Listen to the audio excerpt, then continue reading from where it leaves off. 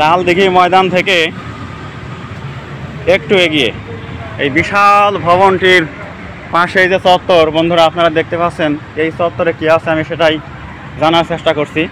এখানে একটা স্টার চিহ্ন, ওয়ালের ভিতরে ঘাস কেটে একটা স্টার চিহ্ন দেওয়া হয়েছে, আর লেখা আছে উই মাউন্ট for Yuri Redkin 18th December 1951, 13th July 1973।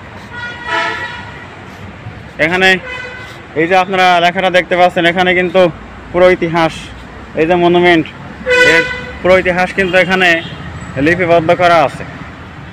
After the liberation war March 26, 1971 to December 16, 1971, Bangladesh experienced a curical